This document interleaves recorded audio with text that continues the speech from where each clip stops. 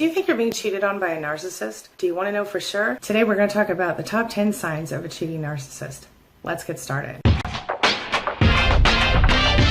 My name is Angie Atkinson, and on this channel I offer free daily video coaching to help you discover, understand, and overcome narcissistic abuse and toxic relationships. If that sounds good to you, hit that subscribe button and let's get going. But first, do you have your coffee?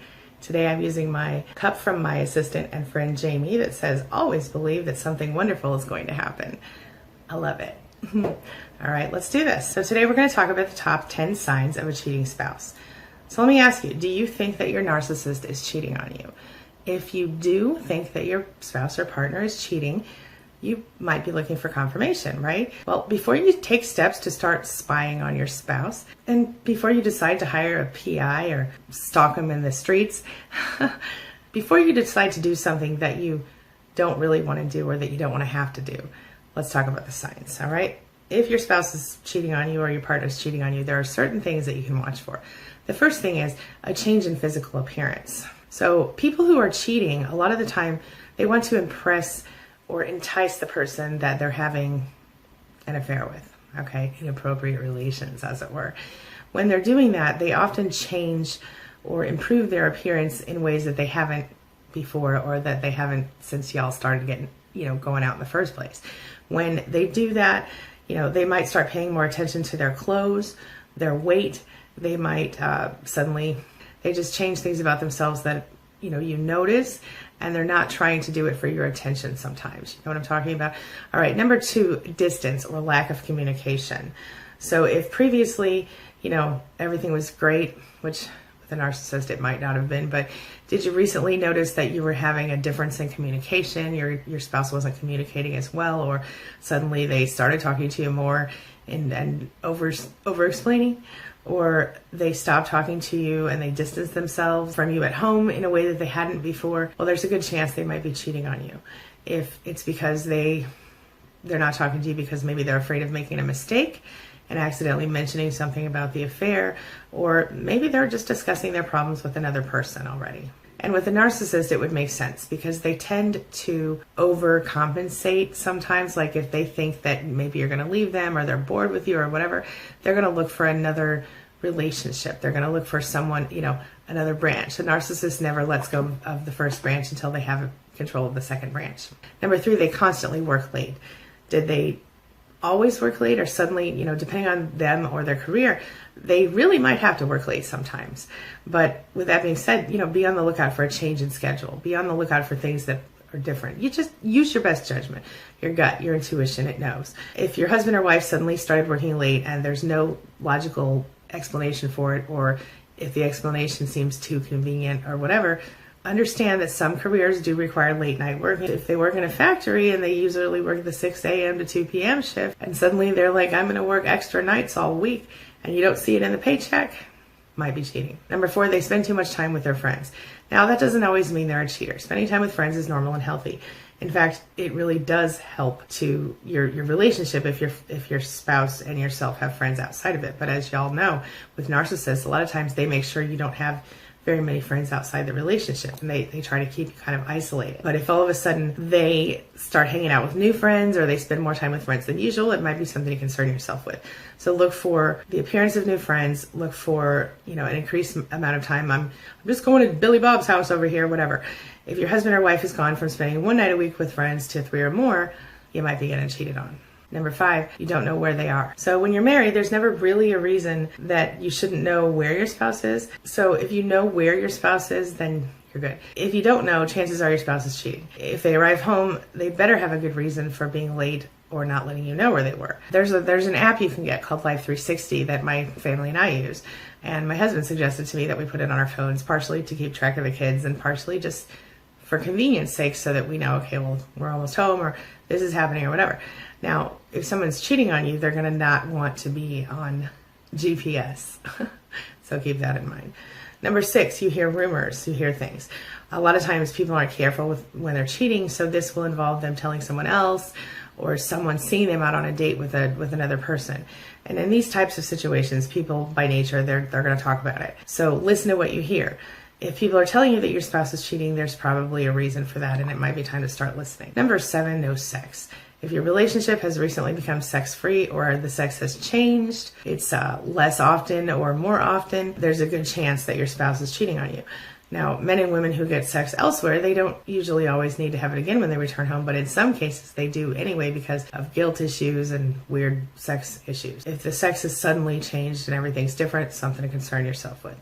Number 8, you're accused of cheating because you all know that narcissists project. Obviously, in our society, with the way the internet works and everything else these days, cheating is a big concern.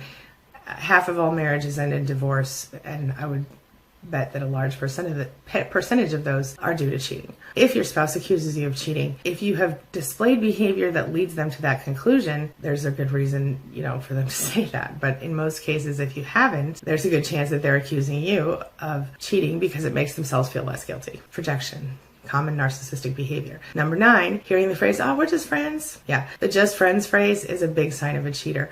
As with all other friendships, it's important to keep your mind out, open and use your best judgment. But if the friend is of the opposite sex and recently acquired, something might be up. Can men and women be friends without being sexually attracted to each other? Yeah, I think so.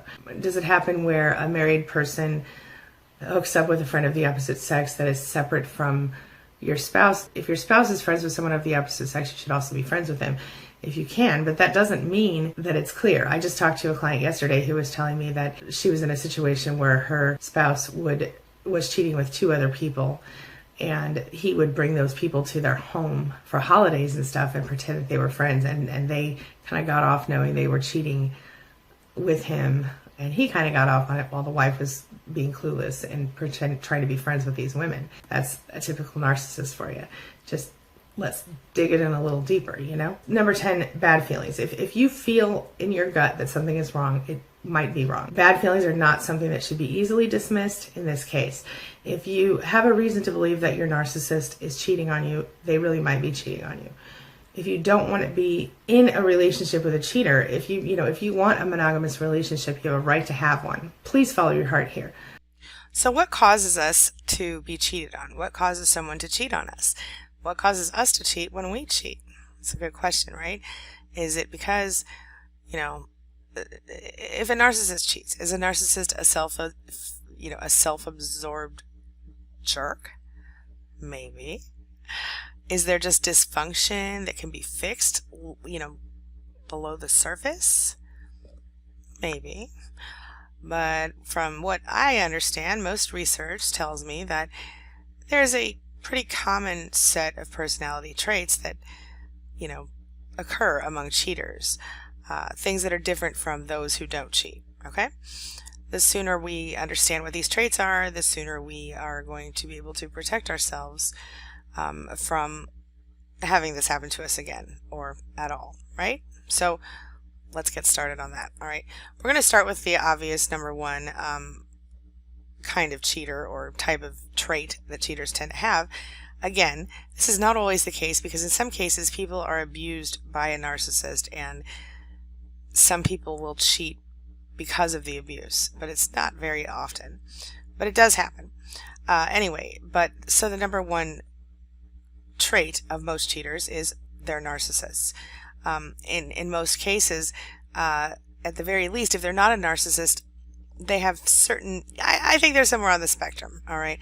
So, they tend to be very selfish, they tend to be a little greedy, they tend to think only of themselves. And a narcissist typically will be very blatant with their sense of entitlement. They will do whatever they need to do or they think they need to do in order to get their narcissistic supply. And of course, they're always happy to go above and beyond the call of duty when it comes to that. You know what I'm talking about? So the thing is that we all know what narcissistic supply is, don't we? But just in case we don't. It basically means the person, it's the type of support that you give the narcissist. It is you offer them a certain amount of, pedestal holding. You hold them up on a pedestal, right? Or you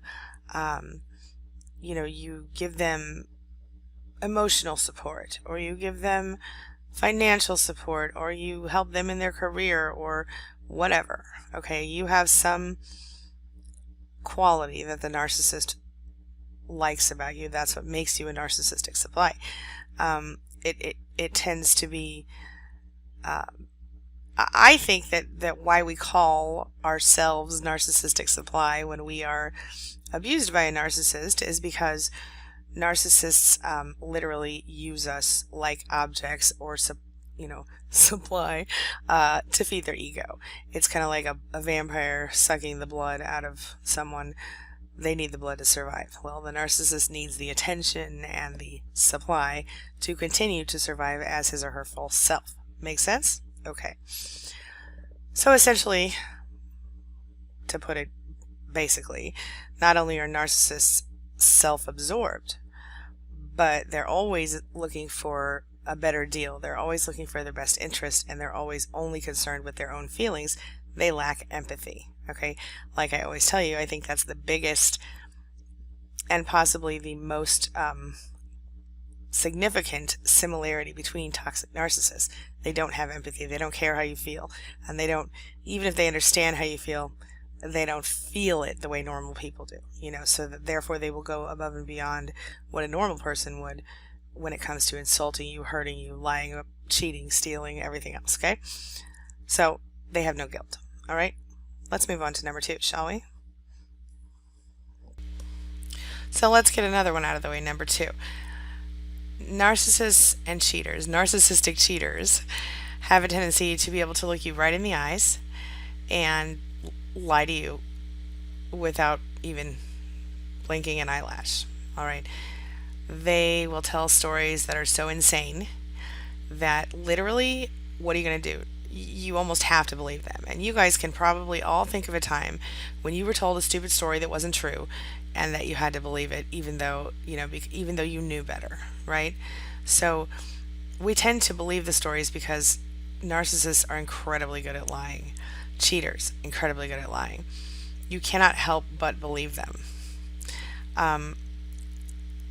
It makes it sound so convincing the way they speak to us. Their lives are incredibly full of deception. The line between truth and fiction, absolutely, positively blurred. You cannot see it. It is gone. Okay. You might find yourself being able to kind of tell when when they're lying as you get to know them. But in the beginning, forget about it. You will not see it. And if you trust them as much as they want you to trust them, there's a big chance that you're absolutely going to miss any sign of cheating. Their lives are all about lying. Not all liars are cheaters, okay? But you can't be a cheater and not be a liar. That's how it goes.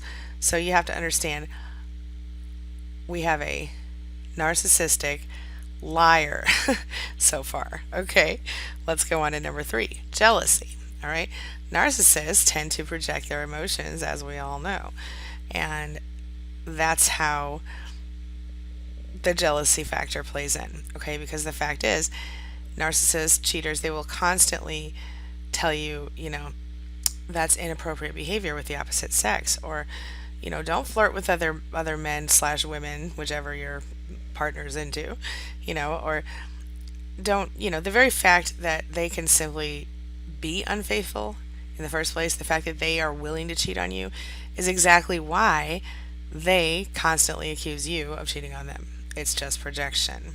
Okay, they're so deep into it, and they're so scared of being caught or not. They're so into the whole cheating thing that they're literally thinking themselves, well, if I'm doing it, maybe he or she is also doing it. You feel me? Okay, so honestly, it's projecting. It's projection. So understand, if your partner starts accusing you of being crazy, starts acting like, you've done something wrong, starts calling you out on, I don't know, stealing money from the family, or him, anything that they accuse you of, there's a chance that they're also doing that thing. All right. Okay, let's go on to number 4. Another thing that cheaters and narcissists tend to have in common, cheating narcissists, is that you can never be enough for them. Okay, it does not matter what you do. There's always a problem. They want more money. They need more, recognition at work, or they need more of your attention, or they need more attention from your friends. They will not be happy or satisfied, not for long anyway.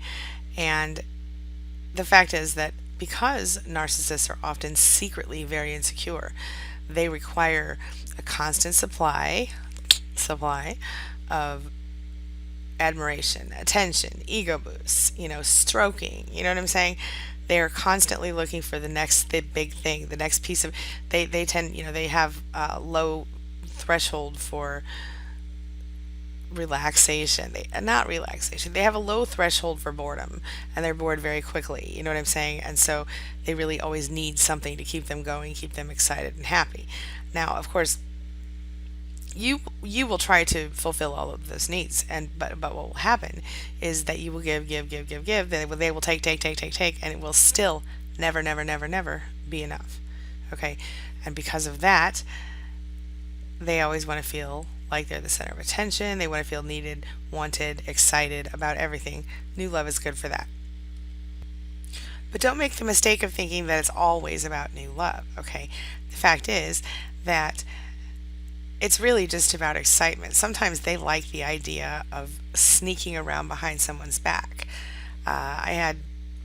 Their fetishes are very strange. You never know what they will be, okay? They might cheat on you with your best friend just because it's taboo, or your sister, or your mom, or your brother, or your dad, or some other weirdness like that, okay? The fact is, narcissists don't give a shit. They just want to be the center of the world, and they want everyone to think they're amazing and awesome and perfect. And if you're not thinking they're amazing and awesome and perfect, they'll be happy to hurt you and hurt you and hurt you and brainwash you until you have no choice but to continue to bow down to them. If you become especially adept at pleasing them, especially adept at, fighting with them in a way that they enjoy, which you will almost certainly not enjoy, then you might get stuck on the long supply list where you stay in their little circle of supply. Some people like to call it a narcissistic harem, and you become one of many sources if you're not already. Yeah. All right. So another trait of a cheating narcissist is flirting. All right. Yeah. Sure. They're not always huge flirts. Sometimes narcissists are a little bit reserved. Those are the more introverted narcissists, the covert type, right? But in general, even the covert narcissist might flirt just differently than the overt narcissist, okay? In general, narcissists, now of course there are such things as asexual people in the world, but in general, narcissists need an incredible amount of validation, and especially regarding their appearance and their ability to pull one, right? So they are always looking to get attention from the opposite sex or the same sex, whatever they're into. They will see any kind of flirt, even an innocent flirt or a friendly gesture, as an invitation for further, potential activity. So what happens is that they'll start to mess with you in the process and mess with your self-esteem because they lack self-esteem, and so of course they require additional bolstering from other people.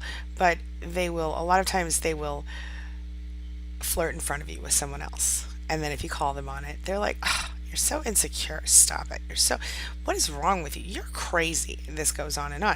And then what ends up happening is they develop like a sense of self-righteousness about it, and you stop trying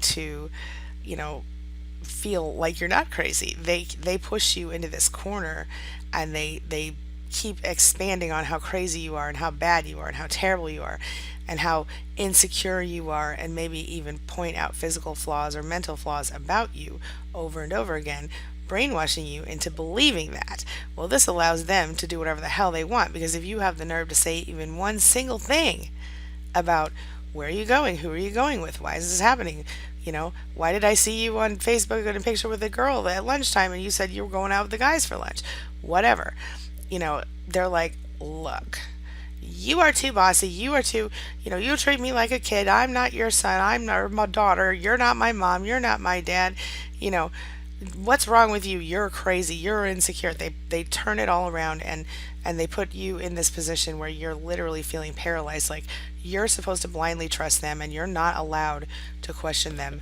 at all. Feel me? It's no good. So yeah, let's go on to number 6. As I mentioned before, narcissists are notoriously insecure. The sad part of this deal is that a lot of times they're that way because they have been abused in their childhood.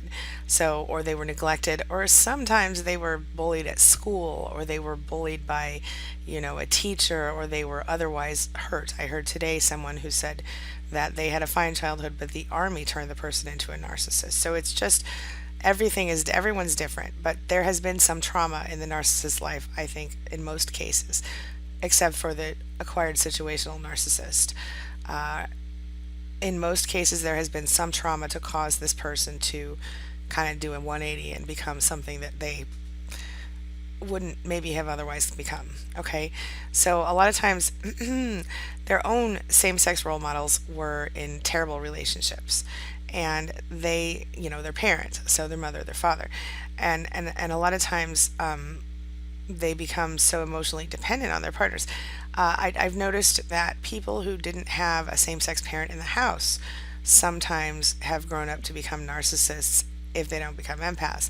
Not always, because some moms get it, and some moms do their very best to, they do the research, they study, they try to figure it out. But my God, how can you expect anyone to know that their child could potentially become a narcissist? And even if they could, how can you expect anyone to really fix the problem if they don't know it in advance? But one thing that happens in some cases is that a parent dies and the child is overindulged.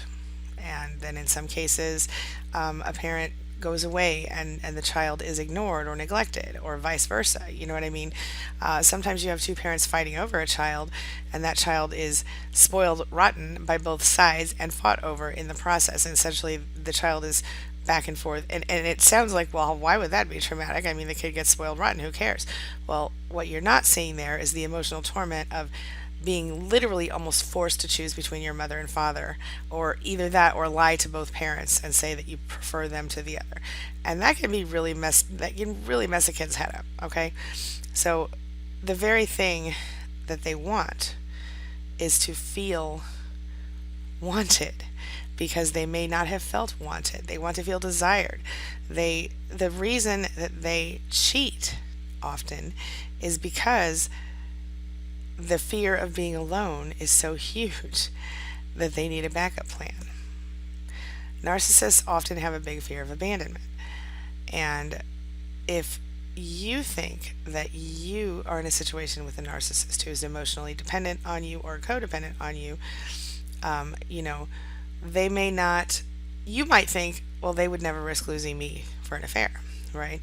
But the catch is that they think they need to keep a backup plan because they think you're already going to leave them. They secretly think that. And of course, they'll do everything in their power to keep you in their clutches while they can, and that's why they manipulate so hard and everything else. So they have this fear of being alone, but they have the same, on the flip side of that, they don't really give a crap about you as an individual. It doesn't matter who's in the spot as long as it's someone. And so some narcissists cheat for that very reason. Not all of them, but some of them do. Do you think you might have known a narcissist who did that? Or do you think that it was just completely with disregard for who you were? Something to think about. All right, let's go on to number 7, thrill seeking. Thrill seekers, they need, like I said earlier in this video, narcissists become extreme risk takers. They cannot, they cannot stop because they need that rush. They need to feel that's something important. And we've talked about this before. I've talked about the science of this with you. Narcissists need excitement, excessive excitement often, because if they don't get it, they feel bored, they feel tired. But it's because they literally feel like addicted to this type of thrill. And it's because of the fact that their bodies don't produce dopamine properly. We have the same problem as people who were abused by a narcissist. They kind of infect us almost with it. But so when they have had to learn to deal with whatever it was that caused them to be here in the first place, they lost the ability to properly produce dopamine, and so they need those adrenaline rushes. So it's kind of sometimes sneaking around and cheating is exciting, and narcissists will continue to do it in order to get that secret thrill. If they really care about you, they might hide it, but they might still do it. So, yeah. And if it's not sex, it might be drugs or something else that you don't want them to do that they're going to do anyway. So, number 8, bad ethics, no ethics, lack of ethics, lies about ethics. All right. If your narcissist has told you, hey, I cheated in the past, look closely. All right. Because this can very often indicate that they'll do it again. You know what they say, once a cheater, always a cheater, but I don't really know if that's entirely true. In most cases, I think, I've known some empaths who have been pushed to the point that they were devastated, and who someone else on the outside saw this and came in and kind of swooped in, and the empaths have cheated. Does that make them wrong? Well, that's not for me to judge, okay?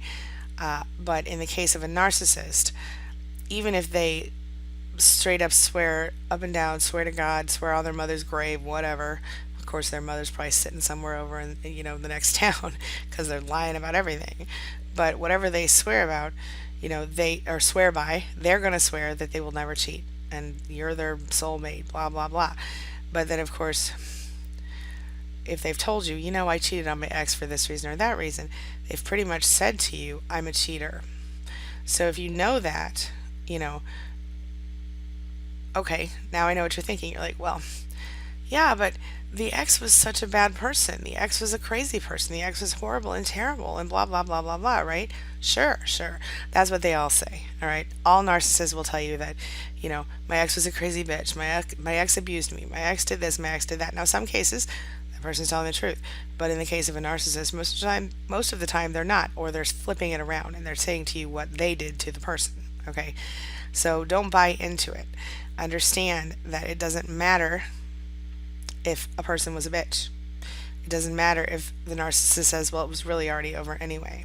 It doesn't matter. All that matters is that they had committed to that person, and before telling that person that it was over, they had sex with another person. You know what that is, my friend? That's cheating. Hear it. Like Oprah says, when somebody tells you who they are, what do? You believe them. Hear it. Yeah. All right, we're almost done. I'm sorry, I keep talking. Distorted view of reality. All right, cheaters, narcissists. Where do you think they get it from? Oftentimes, they grew up in a home where they watched one or both parents cheat. Not always. Or maybe the parent was somehow abused by, a narcissist. Maybe the parent was a narcissist and abused the other parent, or whatever. I don't believe that necessarily. I mean, although there have been some studies that have shown that that narcissists have a reduced area of the brain that is the part that's attached to empathy. But in general, I don't believe that narcissism or any other kind of personality in the cluster B is actually genetic. I think it's nurture versus nature. In this case, I think it's nurture. Personally, I can see how some nature might be involved, but I really believe it's nurture. Okay, so narcissists, because of the way they were raised in some cases, they may have seen a father womanize, or they may have seen a mother cheat, or they may have seen them both cheat. They grew up in a way that often their same-sex parent cheated, and then they know nothing better. They are more inclined to think it's okay, or that everybody really does it. And of course our society does not help with that when we have websites like Ashley Madison and all that crap out there, but I always do feel kind of amused when stuff like the Ashley Madison names come out. I think it's kind of funny. I don't know. Anyway, not because of the victims, but because the cheaters are exposed, whether they like it or not. Because even the intention of cheating, even signing up on that site, shows you that there's a possibility of cheating, right? Okay. All right, number 10, lack of respect. Or no respect. Inability to respect anyone else. This is interesting, okay?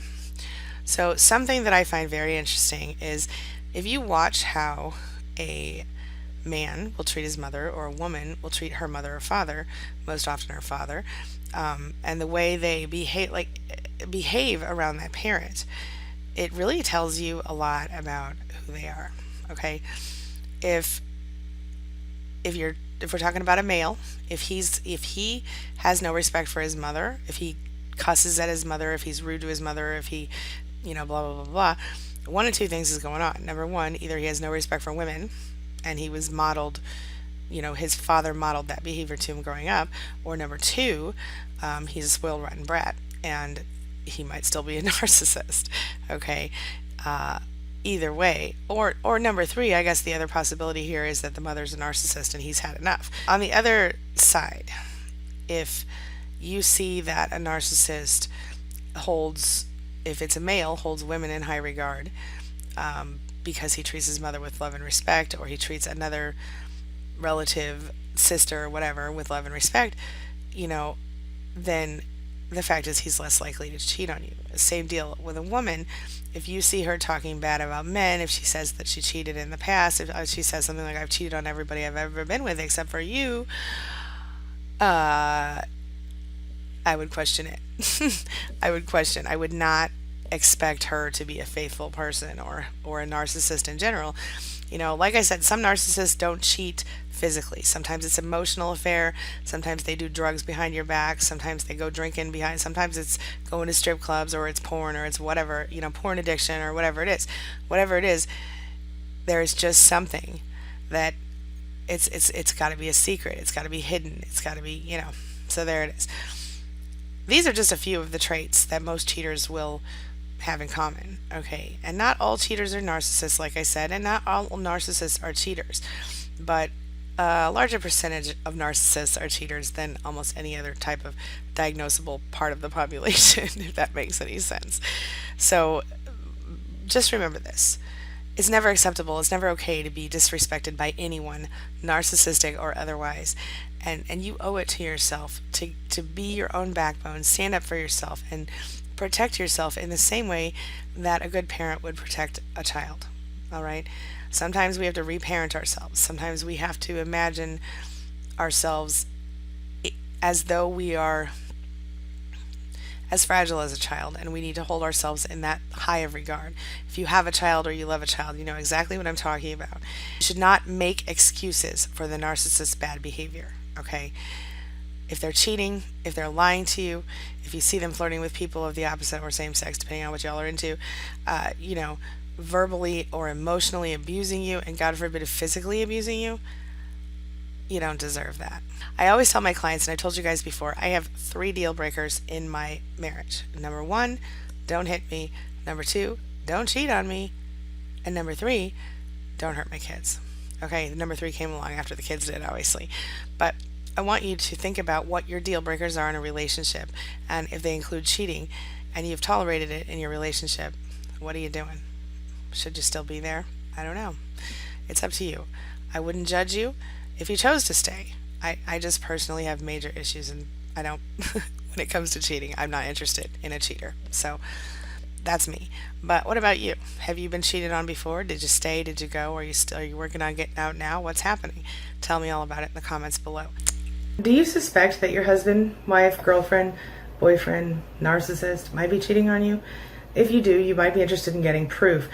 And despite the fact that you do have a number of different options, you might resort to spying on your cheating partner. When you're doing that, it's important to know what you're doing. For that reason, I'm going to share you some helpful tips today, okay? So before outlining these tips, I want you to know that there is such a thing as professional help. You can hire a private investigator to follow and spy on your cheating partner for you. It's going to be expensive, may or may not be worth it, but it is convenient and safer for most people. Although you might not want to pay for something that you could do on your own, I just want you to know that that is an option you can consider. If you decide to spy on a cheating narcissist for yourself, you've got to maintain your distance. So when you follow them in your car at a public place, like a shopping mall, stay as far back as you can without losing them. And if you're seen, understand that you may find yourself being forced to confront the narcissist. Cheaters, narcissists who suspect they're being followed or caught those people are likely to change their ways or at least the approaches they're taking. So you're not going to get concrete proof if you let yourself be known too early. Speaking of which, don't let the narcissist know that you think they're cheating until you have solid proof. Because like I just said, they might change the approaches they're taking, such as where they're meeting and stuff like that. So not letting them know that you know about their cheating is important, because that's especially true if you're going to use this information for like divorce proceedings or anything like that. You need to have concrete proof. So as important as it may be to catch your cheating partner in the act, it's also important not to put yourself in danger. Unfortunately, most cheaters will meet in not necessarily the best places. This is because a lot of them probably mistakenly think they won't run into anyone they know in that case. Always be aware of your surroundings. If you enter into an area that seems unsafe, make sure you just leave. Putting yourself in danger is not worth catching the cheater at that moment. Chances are you will probably have other safer opportunities to catch them in the act in the future, sadly. As important as it feels to catch your cheating partner in the act, it's just, again, it's really important not to put yourself in danger. Keeping your sanity and your safety in mind, let someone know what you're doing. A trusted friend or family member, or I don't know, somebody in your span group if you need to be. If you want somebody that understands, that isn't going to be over pushy with you. So you can join span at queenbeing.com/span if you're interested. But let someone know what you're doing. Let them know about your suspicions and your intent to spy, because that way someone knows. If something would happen to you, they would have an idea of what might have happened. But you don't want something to happen to you. So if possible, bring someone with you if you have to do it by yourself, or at least someone on the phone, maybe. If you don't want to tell anybody, leave a note in your house or wherever you know someone will find it, just to be safe. It might seem like you're going overboard, but you can honestly not be too careful when it comes to cheating, unfamiliar areas, and relationships. We all know that's where a lot of the unfortunate crimes that happen. So when you're spying on your cheating partner, especially when you're married to, it's important to document everything. If you're going to use the affair in your divorce proceedings, there's just nothing like having proof, and there's no such thing as too much proof. So get the license plate number, that if you can, of the person that you think they're cheating with. Write down all the meeting locations, take pictures, use video if you can, until you decide to confront your significant other with proof. Keep it in a safe place like a safety deposit box. If you decide to spy on your cheating partner, these points that we just talked about are just a few of the many that you're going to want to take into consideration. So if you find it too difficult or too dangerous, don't forget, you can get a private investigator. It could be expensive, but it could be worth it depending on the reason that you need to know the information. So next thing we're going to talk about is how cheaters use the internet to seek new romance. Because unfortunately, in this day and age, this is what they're doing. If you're in a toxic relationship with a narcissist, you're probably worried about cheating. Cheating is something that, as victims and survivors of narcissistic abuse, we're all too familiar with, right? You might have been cheated on in the past, and you may have known someone else who has been. Or maybe you just fear cheating because you've heard so many things about it in the media. Everybody carries around a phone these days. Everybody acts like it's our lifeline to the world. I'm not excluded from that. I do it too. Sure, it's a lifeline to the world, but it's also kind of a death to our relationships if we're not careful. Even those of us who aren't dealing with abusers still have concerns about those things. So when mobile and internet technology is so amazing and awesome, makes our life so much easier in a bazillion different ways, it also offers a new and quite effective way for not so devoted partners, such as our narcissists, to find people to cheat on us with. Not to mention ways to keep it from us. Oh yeah, obviously if you suspect that your partner is cheating on you, you also suspect that they're probably using the internet to do it, or at least to facilitate it. Why? Because obviously the internet makes it so easy. You know, there are entire websites devoted to cheating. Y'all heard about the Ashley Madison thing, right? Yeah, unfortunately for them, and luckily for you, you can sometimes find the information on the computer or on the phone. Now, as for how men and women use the internet to seek romance online, there are a number of different approaches people take. One of them, of course, is just plain old social networking websites, Facebook, Twitter, things like that. Of course, Instagram, Snapchat, I could go on. What's important to know is that social networking spaces, like Facebook and stuff like this, have obviously, we already know this, increased over the past few years. Just because your partner uses a social networking website, though, it doesn't mean that they're cheating, because everybody uses them these days. You have to be careful of profiles you can't see, or ex-girlfriends, or people you don't know, especially people, ex-boyfriends, whatever. Anybody that you don't know of the opposite sex or you can't figure out where they're connected to could be somebody to worry about. Dating websites are also how a lot of people cheat on the internet. They're more risky than social networking websites for obvious reasons. So if you know that your narcissist is using an online dating site, they obviously have the intention of actually meeting another person. When the affair stops becoming just an emotional affair, and then it often becomes a physical affair. Now, for me personally, I'm not even okay with an emotional affair in my relationship, but if that's something you're fine with, well, okay. But I'm guessing that you're not fine with it. So if you ever find that your partner is using an online dating website, just know they're intending to cheat on you if they're not already cheating on you. That's a real simple way to figure that out. Obviously, the internet does not make it easier for everything, but it kind of does, especially it makes it easier for cheaters to start new romances online. It also makes it easy to catch a cheater online if you know what you're doing. So obviously you can check your internet browser history if you're using the same computer. Of course, nowadays people are signing in and signing out on the different computers. So if you don't know the password, that might be a red flag, but not always. If you're married to an IT person, they might not share the passwords easily. I don't know. You can check the history of the browser if you have access to their computer. You can check their phone history. You can check what they're looking at on Facebook, things like that. You can get a keylogger program. You can use parental control stuff. Well, look, if you think your partner is communicating with someone through email or chat room sessions, well, you might be able to see exactly what they're saying through a keylogger, okay? They can be expensive, but they can provide you with the kind of proof that you need. You can always take a more direct approach too. If your partner's using the computer and acting secretive about it, you can just demand to see what they're looking at. So you can walk over to the computer and immediately, you know what, can I use that for a minute? And then just look at the computer's internet history right then. This can give you what you need to see that they've been looking at, you know, what they've been looking at online before giving them time to cover their tracks. Of course, the fact of the matter is that it's unlikely if you're dealing with a narcissist that you're going to be able to just move them out of their chair, right? We all know that. So how do we use the internet to catch a cheating spouse? If you know or think that your spouse is cheating on you, there are a lot of different ways. Use the internet to your advantage. It makes it relatively easy for people to develop, as we already talked about, to develop online affairs, and potentially more than online affairs. When it comes to doing this, though, you might not even know where to begin. So if you don't consider yourself to be computer savvy, the whole process is probably feeling pretty helpless right now. The good news is that you can catch a cheating spouse online, and you might be able to do it in a few simple steps depending. Visit all the websites that you know of that they have email accounts on. Even if you don't have a password to get into the account, there are certain things that you can still do. So like most websites like Yahoo and Hotmail will automatically, we already know. Websites will save the email address. They will even save it so you can log in. So if your partner's main email is the one that, if you've checked that, it's fine.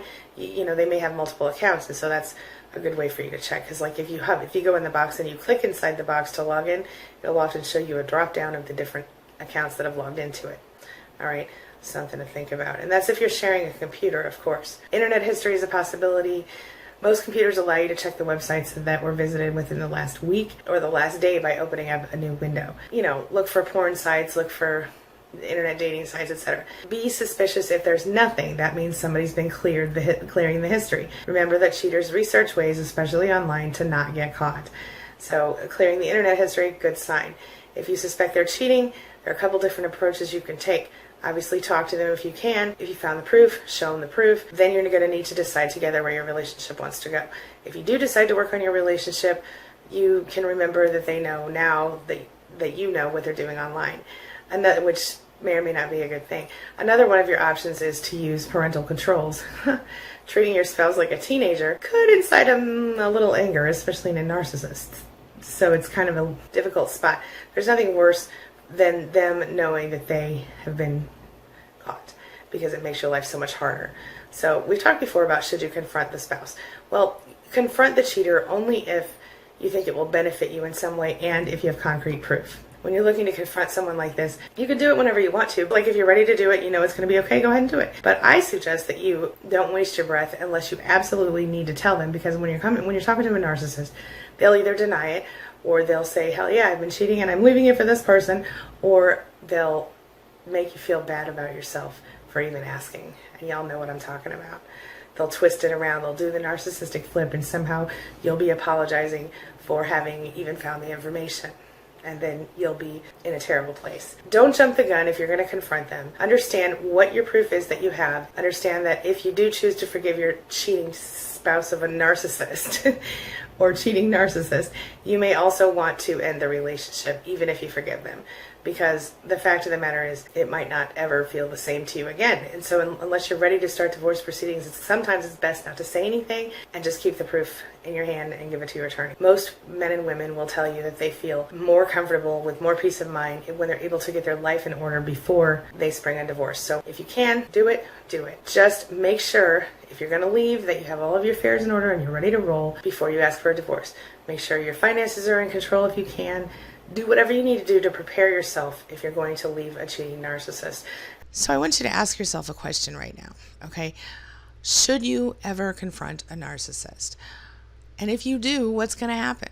Well, does confronting a narcissist help him or her to become a better person? No. Does confronting a narcissist have anything to do with changing the mind of the person involved? No, it doesn't. So before you decide to confront someone with narcissistic personality disorder, I want you to ask yourself, what am I hoping that's going to happen here? What's going to happen if I confront this person? All right? So let's figure that out, shall we? So the first thing I want you to do is look at, what is your reason for confronting this person? Okay? Understand that if you have just discovered that your partner is a narcissist, you might have a really, really strong urge to confront him or her with information that you've learned. And maybe you're going to do this because you want to hope, you hope that they will recognize that they, have done something to hurt you. You hope that they will recognize that, they should be remorseful for their behavior. You hope that they will recognize that, they've done something that they just shouldn't have done, that there's an ethical dilemma here, right? But unfortunately, that's not going to happen. With a narcissist, you're going to be disappointed every single time, all right? So what is it that the narcissists, what's wrong with these people, right? Why do they behave this way? Why can't we confront them? Why can't we say you cheated on me and it's not okay? Why can't we? Let's talk about it. So the narcissist's sense of self, it began developing as a child, and unfortunately, because of whatever they experienced, whether it was overindulgence or neglect or physical abuse or emotional abuse or too much helicopter parenting, they haven't really developed beyond a teenager, maybe they are even still in, emotional adolescence. Okay, they don't, sometimes you even see like a toddler, I call them adult toddlers inside of a narcissist. And what I mean by that is that, while some types of abusers may eventually see the light, such as someone who is a drug addict or an alcoholic who becomes sober, well, sometimes they see the light, right? But with a narcissist, they can't do it. They just don't have the ability to look inside themselves. Does that make any sense? So their sense of self hasn't developed beyond that of a small child, for the most part. All right.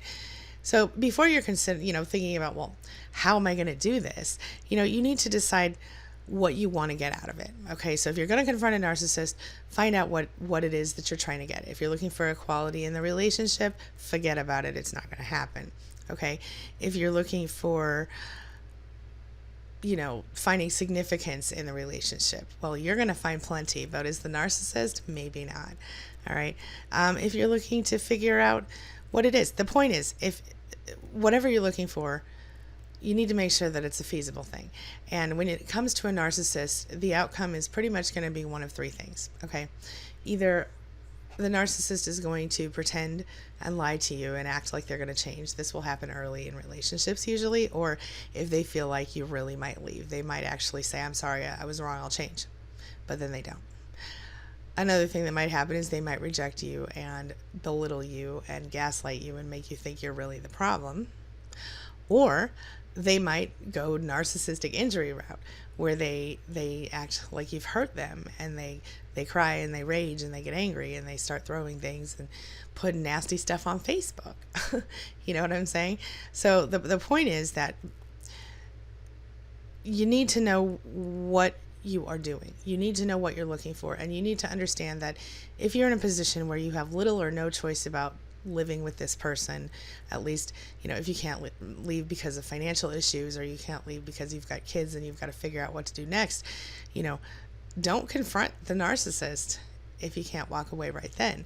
Because when you confront them about something as big as cheating, you threaten their security. Okay, you threaten their security because they lose the ability to get supply from you, or they might. You threaten their security for a number of reasons. You need to make sure that if you're going to confront a narcissist, you do so in a safe environment, and you do so where you don't have to continue to sleep in the same place they're living in. Okay? All right, let's move forward. So, what is it that you can expect if you confront a narcissist? Let's talk about that. One of the things that is going to happen is that, like I said, you're going to see narcissistic rage. It's going to be explosive. It's going to be passive aggressive. It's going to be ugly. Of course, there's the denial factor. They might just straight up lie and deny and bust out the narcissistic injury sometimes. Or they might, call you a liar, twist reality, switch it all up, pretend that they are the victim. We've talked about that just recently, what happens when a narcissist plays the victim and why they do that. So understanding that if you're strong enough to cope with this, then maybe it's okay to bring it up wherever you are, whatever you're doing.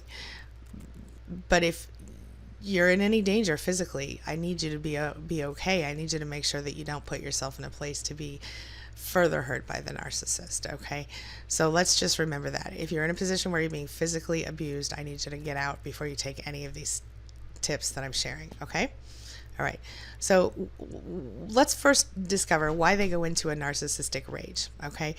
So they become enraged this way because they believe that they haven't done anything wrong, that they're perfect, that they're beyond reproach, okay? The recipient of this type of behavior. You might be having someone be aggressive to you. You might have a narcissist who, does the blame game and the shame game, and if you confront them about cheating, they might turn it around on you and say, well, maybe if you were more active in bed, or maybe if you came to me once in a while for sex, or maybe maybe you're too unattractive, or maybe this or maybe that, whatever their issue is, they may turn around their behavior and act like you've had something to do with it. Listen carefully to me, my friends.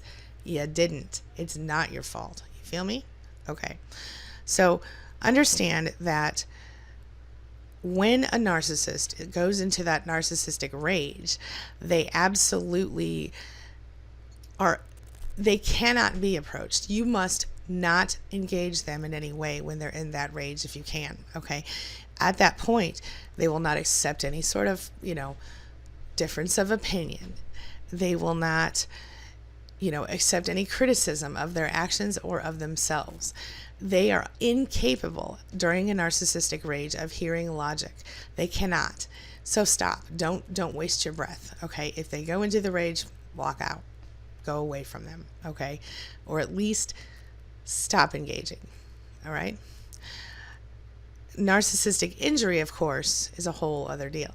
Now, this is any threat, real or imagined or perceived or whatever, that, makes a narcissist feel threatened, okay? They react. First, they get hurt. They play the narcissistic injury card, and then often they will turn around and switch into the rage. So they're like, oh, poor me, you're so abusive to me, you hurt me so much. And then when you whether you react or not, whatever you do is not acceptable. So they flip back into the rage. This is going to happen whether you choose to engage or not, so you may as well not if they're going that route. It's just going to turn you into someone you don't want to be. It's going to put you at their mercy, and you don't need to be at their mercy anymore, okay? Narcissistic injury is when you hurt the narcissist's sense of self.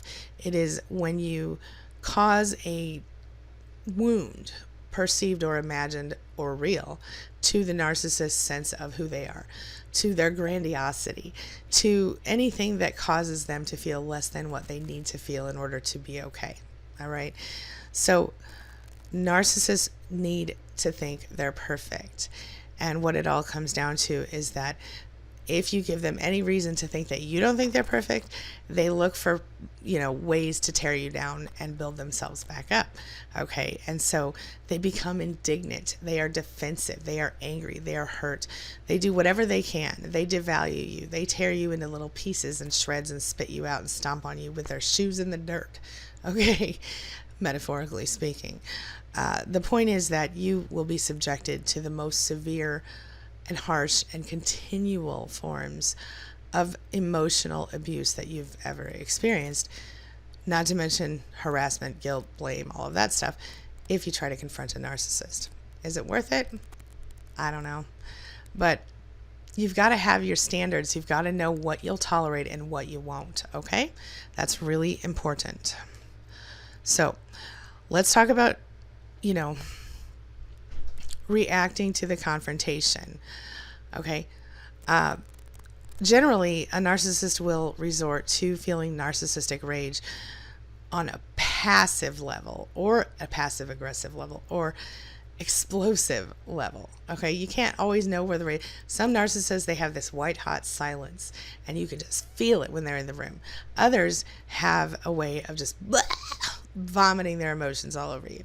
And then you've got those who just straight up, I didn't do that, whatever, I don't know what you're talking about. Narcissists, right?